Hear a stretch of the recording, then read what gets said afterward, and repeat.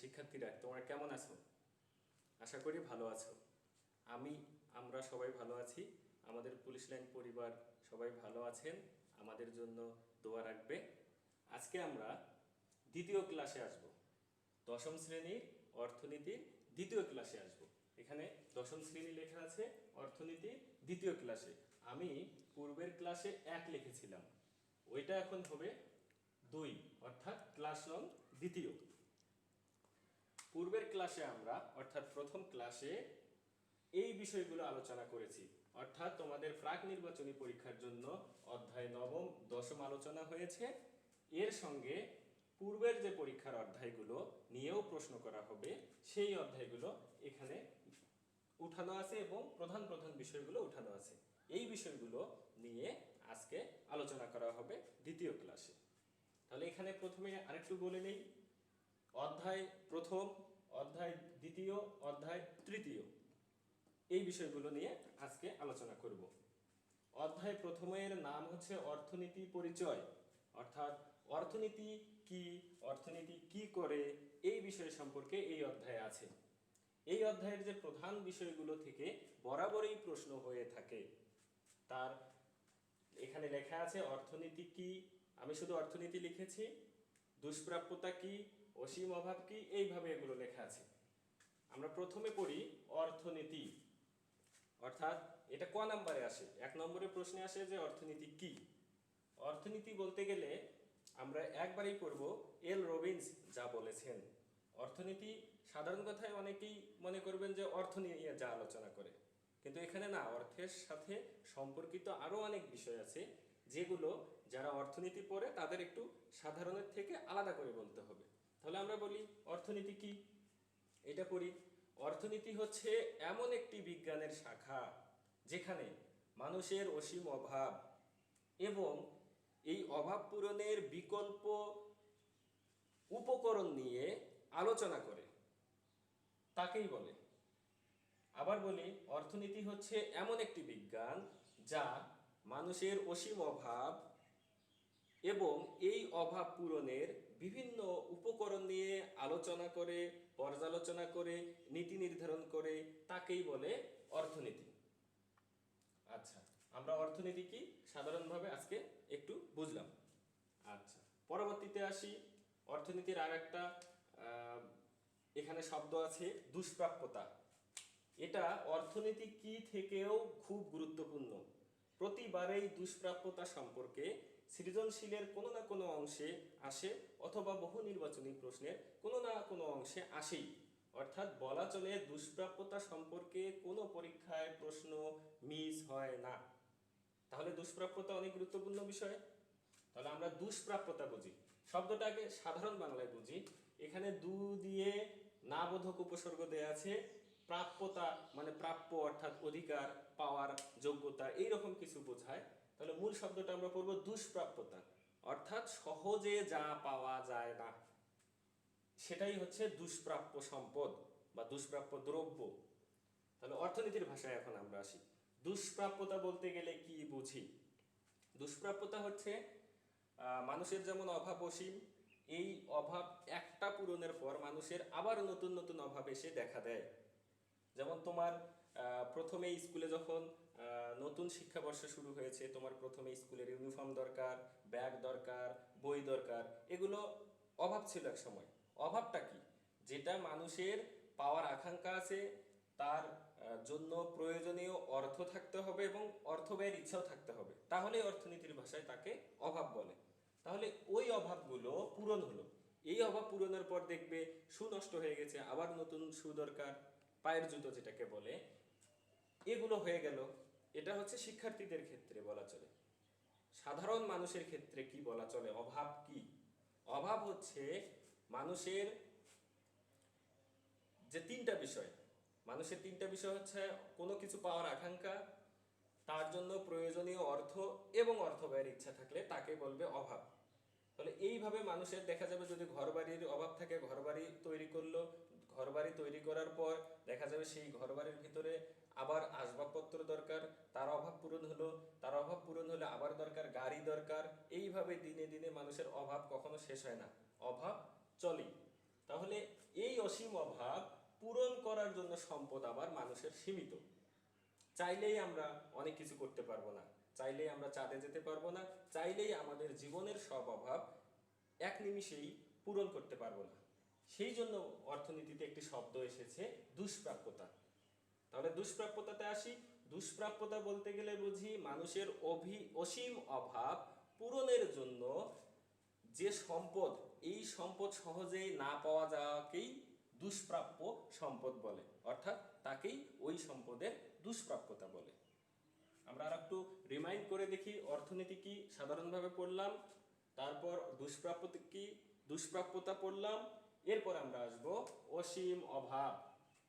অসীম অভাব ওইতে আগেই পড়লাম আমরা। অসীম অভাব অর্থাৎ মানুষের অভাব অসংখ্য, একটা অভাব পূরণের পর নতুন নতুন অভাব এসে হাজির হয় তার কাছে। এই যে অভাব একটা শেষ হওয়ার পর অন্ন, অন্ন থেকে বস্ত্র, বস্ত্র থেকে শিক্ষা, এ থেকে বিলাসজাত হচ্ছে জীবনযাপন, এই রকমের যে অভাবগুলো আছে অনেক আসে, এটা শেষ হওয়ার পর ওটা, এটা শেষ হওয়ার পর ওটা। এই জন্য অর্থনীতিতে একটি বিষয় এসেছে অসীম অভাব। তাহলে অসীম অভাব কি? মানুষের অভাব একটি পূরণ হওয়ার পর আরেকটি আসে, আবার সেটি পূরণ হওয়ার পর আরেকটি অভাব এসে হাজির হয়। এইভাবে মানুষের অভাব কখনো শেষ হয় না, তাকেই আমরা অসীম অভাব বলে বিবেচনা করব। এরপর আসে সুযোগ ব্যয়। সুযোগ কথাটির অর্থ আমরা বুঝি ইংরেজিতে একে বলে চান্স, ব্যয় হচ্ছে অর্থনীতিতে ব্যবহৃত হয় কস্ট। দুইটি শব্দ একত্রিত হয়ে হয়েছে সুযোগ ব্যয়। তাহলে অর্থনীতিতে সুযোগ ব্যয় কাকে বলে এটি বোঝার আগে আমরা সাধারণভাবে একটি বিষয় বুঝি। ধরা যাচ্ছে তোমার কাছে এ একটি দ্রব্য এবং বি একটি দ্রব্য, অর্থাৎ দুইটি দ্রব্য উৎপাদন করার সুযোগ আছে। তুমি যদি মনে করো এ দ্রব্যটি ধান এবং বি দ্রব্যটি হচ্ছে পাট, সাধারণভাবে দেখা যায় ধানের, এক মণ ধানের দামের তুলনায় এক মণ পাটের দাম সাধারণত বেশি হয়ে থাকে। তাহলে তুমি একটি জমিতেই ধান অথবা পাট উৎপাদন করতে পারবে। তুমি এখন ভাবলে এবার আমি এ অর্থাৎ ধান উৎপাদন না করে বি দ্রব্য অর্থাৎ পাট উৎপাদন করব। তাহলে ধানের বদলে পাট উৎপাদন করলাম, তাহলে ধানটি ছেড়ে দিলাম, আমরা ধান উৎপাদন ছেড়ে দিয়ে পাট উৎপাদন করলাম। এই পাট উৎপাদনের জন্য যে ব্যয় হয়েছে, এ কে আমরা ছেড়ে দিয়ে বি উৎপাদন করেছি, এটি হচ্ছে বি দ্রব্যের জন্য সুযোগ ব্যয়। আমরা আরো একটু সহজভাবে বিষয়টি বুঝে নিই। সেটা হচ্ছে ধরো এখন তোমরা বাড়িতে আছো, অবস্থান করছো, স্কুলে আসা লাগতেছে না। তাহলে তোমার কাছে সুযোগ আছে, ধরে নিলাম দুইটি সুযোগ। একটি সুযোগ হচ্ছে তুমি বাড়িতে বসে টেলিভিশন দেখতে পারবে, আবার ওই সময়ে টেলিভিশন দেখা বাদ দিয়ে তুমি পড়ালেখা করতে পারবে। তাহলে তুমি টেলিভিশন দেখা বাদ দিয়ে তুমি বই নিয়ে বসলে পড়ালেখা করতে। তাহলে এই বই যে পড়তেছো তুমি, এর মাঝখানে তুমি টেলিভিশন দেখতে পারতেছো না। তাহলে টেলিভিশন দেখার যে সময়টুকু তুমি ব্যয় করলে বই পড়ার জন্য, তাহলে এটা হচ্ছে সময় ব্যয়। তাহলে সময়ের কি ব্যয়? সুযোগ ব্যয়। সময় নিয়ে বিবেচনা করে তুমি টেলিভিশন দেখা বাদ দিয়ে তুমি বই পড়ার জন্য সময় ব্যয় করলে, তাহলে এটা বই পড়ার জন্য সুযোগ ব্যয়, অর্থাৎ সুযোগটি তুমি কাজে লাগালে। এই হচ্ছে সুযোগ ব্যয়। এর একটি চিত্র আছে সুযোগ ব্যয়ের। সুযোগ ব্যয় গুরুত্বপূর্ণ একটি টপিক, এটি সম্পর্কে চিত্র আছে, এটি সম্পর্কে প্রতিবারই প্রশ্ন আসে। আমরা আগামী ক্লাসে এই চিত্রটি নিয়ে পড়ব। এখন যদি ওই চিত্র নিয়ে আজকে পড়ি, তাহলে বাকিগুলো আজকে আলোচনা করা সম্ভব হচ্ছে না। এই জন্য আপাতত সুযোগ ব্যয় আমরা পড়লাম। প্রথমে বললাম অর্থনীতি কি, দুষ্প্রাপ্যতা কি, অসীম অভাব বলতে কি বুঝি, সুযোগ ব্যয় কি। এরপর আমরা আসব আয়ের বৃত্তাকার প্রবাহ। আয়ের বৃত্তাকার প্রবাহ, বৃত্তাকার মানে গোল গোল আকারে আস্তে ঘুরে ঘুরে। এই সাইডে বইয়ে তোমাদের যে চিত্র দেওয়া আছে, এই দিকে আছে ফার্ম আর এই দিকে আছে ক্রেতা, অর্থাৎ ফার্ম অর্থাৎ উৎপাদনকারী, আর এই দিকে হচ্ছে ক্রেতা অর্থাৎ জনগণ, জনসাধারণ। অর্থাৎ ক্রেতা এবং বিক্রেতার আয়ের বিষয়টি নিয়ে এখানে আলোচনা করা আছে আয়ের বৃত্তাকার প্রবাহে প্রসঙ্গে। তো আমি বলে রাখি, এই অধ্যায়গুলো পূর্বেও ক্লাসে, যখন প্রতিষ্ঠান খোলা ছিল, পূর্বের ক্লাসে আলোচনা করা হয়েছে। সেখানে আমি চিত্রর সঙ্গে কিছু যুক্ত করে দিয়েছি। বইয়ের পাঠ্য বইয়ের চিত্রের সঙ্গে 1 2 সিরিয়াল করে কিছু যুক্ত করে দিয়েছি। আশা করি ওইভাবে তোমরা যদি পড়ো আরো সহজভাবে বিষয়টি বুঝে যাবে। অর্থাৎ ফার্ম কিভাবে আয় করে, আয় করার পর সেই আয় আবার বিনিয়োগ করে, বিনিয়োগ করে আবার নতুন উৎপাদন করে, নতুন উৎপাদন করে আবার সেটি থেকে মানুষের কাছে বিক্রয় করে সেই পণ্য বা দ্রব্যটি। আবার পরিবার কিভাবে আয় করে, পরিবার তার আয়ের অংশ থেকে কিভাবে সঞ্চয় করে, সঞ্চয়ের একটি অংশ থেকে আবার নতুন করে আবার ক্রয় করে, আবার ঘুরে ঘুরে পরিবারে সেই অর্থের পরিমাণ দ্রব্যটি আসে। এই বিষয়ে আয়ের বৃত্তাকার প্রবাহে বলা আছে পূর্বের ক্লাসে, অর্থাৎ যখন প্রতিষ্ঠান খোলা ছিল তখন আমরা পড়েছি। তোমরা আশা করি এটি দেখে নেবে। এটি একটি কঠিন বিষয় অবশ্যই। এই অধ্যায়ে তোমরা 2 3 বার পড়তে হবে, পড়লে আশা করি বুঝে যাবে। তারপরও না বুঝলে আমার সঙ্গে যোগাযোগ করবে, আমি আরো ভালো করে বুঝিয়ে দেব। এরপরে আমরা আসি অর্থ ব্যবস্থা। অর্থ ব্যবস্থা পূর্বের ক্লাসেও, অনলাইনের পূর্বের ক্লাসেও আমরা পড়েছি। অর্থ ব্যবস্থা হচ্ছে কিভাবে অর্থ তুমি আয় করবে, কিভাবে অর্থটি আবার ব্যয় করবে, সেই বিষয়েই বলা আছে এখানে। অর্থাৎ অর্থ ব্যবস্থা হচ্ছে মানুষ বা একজন উৎপাদনকারী বা একটি ফার্ম কিভাবে অর্থ আয় করবে এবং অর্থটি কিভাবে ব্যয় করবে, সেই ব্যবস্থা নির্ধারণকেই অর্থ ব্যবস্থা বলে। তাহলে আমরা প্রথমে আজকে পড়লাম প্রথম অধ্যায় অর্থনীতির পরিচয়। সাধারণভাবে যে প্রধান প্রধান বিষয়গুলো আছে আমরা পড়লাম, এগুলো পড়লাম। এগুলো মোটামুটি 95 ভাগ এখানে উঠিয়ে দেওয়া আছে, এখান থেকেই তোমরা এগুলো পড়বে এবং এগুলোই তোমাদের হোমওয়ার্ক। যখন প্রতিষ্ঠান খুলবে আমি যেগুলো পড়ালাম এগুলোই হোমওয়ার্ক, এগুলোই তোমাদের খাতায় আমি দেখব। এই বিষয়ে তোমাদের মার্কিং করা হবে, কে কত ভালো করলো, কে কত ভালো হোমওয়ার্ক করলো। এই জন্য ক্লাসটি অনেক গুরুত্বপূর্ণ। তোমরা এটা করবে, লিখবে, খাতায় লিখবে এবং ক্লাস যখন শুরু হবে প্রতিষ্ঠান খুলে তখন আমাকে দেখাবে। এখান থেকেই তোমাদের মার্ক যুক্ত হবে। আচ্ছা, এখন আমরা আসি দ্বিতীয় অধ্যায়ে। দ্বিতীয় অধ্যায়ের নাম কি? অর্থনীতির গুরুত্বপূর্ণ ধারণা সমূহ। অর্থাৎ অর্থনীতির গুরুত্বপূর্ণ তথা খুবই দরকারি ধারণাগুলো সম্পর্কে এই অধ্যায়ে আলোচনা করা আছে। এখানে আমি প্রত্যেকটি বিষয় তুলে ধরেছি। ওই অধ্যায়ে যে যে গুরুত্বপূর্ণ বিষয়গুলো আছে সবগুলো আমি এখানে পয়েন্টগুলো লিখেছি। এগুলো সম্পর্কে তোমাদের পড়তে হবে এবং এগুলোর বাহিরে প্রশ্ন আসা সম্ভব নয়, কারণ সবকিছুই আমি এই অধ্যায়, একটা ছোট অধ্যায়, এই অধ্যায় সবকিছুই তুলে ধরেছি। এখানে প্রথম একটা বিষয় আছে উপযোগ। উপযোগ কি? এটা ক নাম্বার প্রশ্নে আছে। উপযোগ কি? উপযোগ হচ্ছে কোন দ্রব্যের অভাব মোচনের ক্ষমতাকেই উপযোগ বলে। ধরি আমরা এইটি একটি দ্রব্য, এখন ফলের মৌসুম, ধরলাম এটি আম অথবা এটি কাঁঠাল। এটি আমরা খেয়ে যে তৃপ্তি পাই, এই তৃপ্তি মেটানোর ক্ষমতা আছে কিন্তু এই দ্রব্যটির। এটা যদি পচে যায় বা পচা হয়ে যায় তাহলে তো আমরা খাবো না, ভালো জন্যই খাবো। তাহলে আমাদের একটি আম অথবা একটি কাঁঠাল খাওয়ার ইচ্ছে হচ্ছে, অর্থাৎ আমার আম বা কাঁঠালের অভাব বোধ হচ্ছে, সেখান থেকে আমি একটি আম অথবা একটি কাঁঠালের কিছু অংশ খেলাম, অর্থাৎ ভোগ করলাম, তা থেকে যে তৃপ্তি পেলাম সেটি হচ্ছে উপযোগ। সাধারণ কথায় অর্থনীতিতে উপযোগ বলে কোনো দ্রব্যের বা কোনো সেবার অভাব মোচনের ক্ষমতাকেই উপযোগ বলে। সেবাটা কি? যেমন আমি তোমাদের পড়াচ্ছি, আমি তোমাদের শিক্ষক, তোমাদের পড়াচ্ছি, তো তোমার হচ্ছে জ্ঞানের প্রয়োজন আছে, আমি জ্ঞান বিতরণ করছি। তাহলে এই যে আমি দিচ্ছি, সেবাদান করতেছি, এটাই হচ্ছে এক প্রকারের উপযোগ। আচ্ছা, পরবর্তীতে আমরা আসি দ্রব্য। দ্রব্য কি? আমার হাতে একটি কলম দেখা যাচ্ছে, এই কলমটি যদি না থাকতো তাহলে আমি লিখতে পারতাম না, অর্থাৎ কলম যদি না থাকতো আমার লেখার অভাব থাকতো, অর্থাৎ আমি একটি কলমের অভাব বোধ করছি।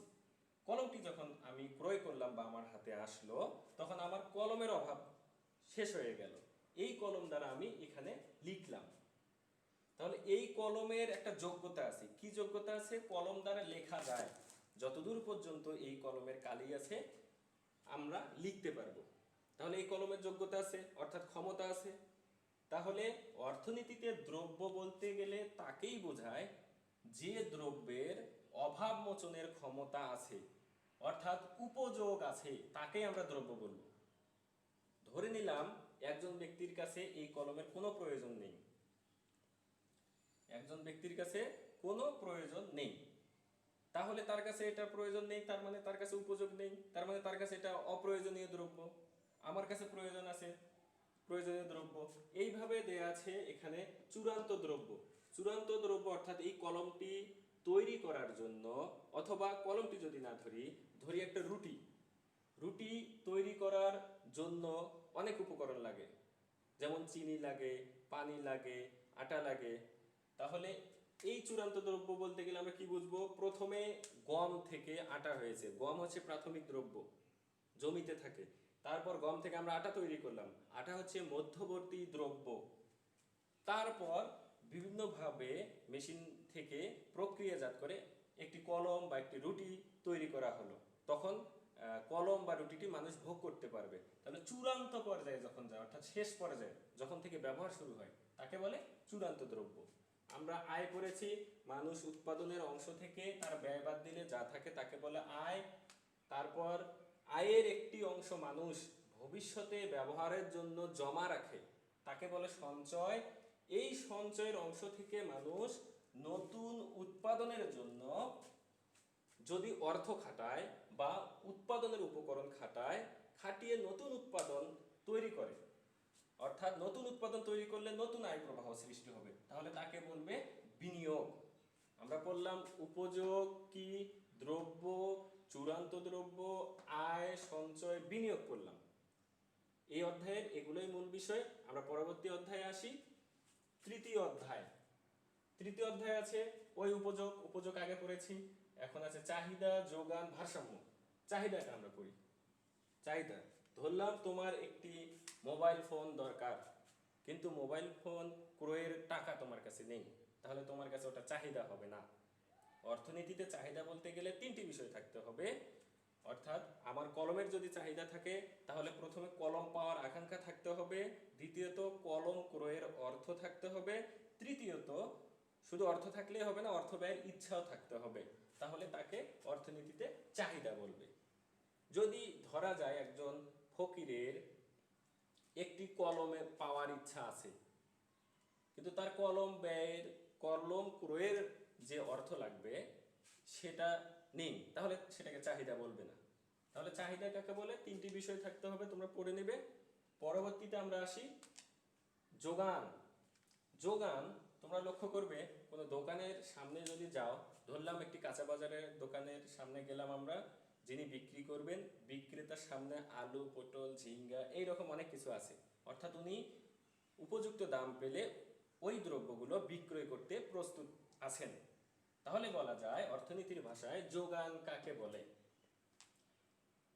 নির্দিষ্ট সময়ে একজন বিক্রেতা অথবা উৎপাদনকারী তার পণ্যের যে পরিমাণ বিক্রয় করতে প্রস্তুত থাকে, তাকেই ওই পণ্যের যোগান বলে।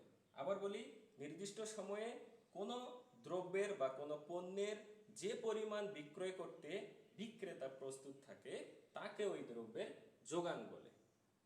আমরা চাহিদা পড়লাম, যোগান পড়লাম, উপযোগ একটু আগেই পড়েছি। এখন ভারসাম্য। ভারসাম্য বলতে গেলে এই যে চাহিদা এবং যোগানের ভারসাম্য। বাজারে দেখবে অনেক ক্রেতা যায়, তার চাহিদা আছে কোনো না কোনো দ্রব্য কেনার, এই জন্য বাজারে উনি যান। এবং অনেক বিক্রেতা আছেন, তার কি আছে?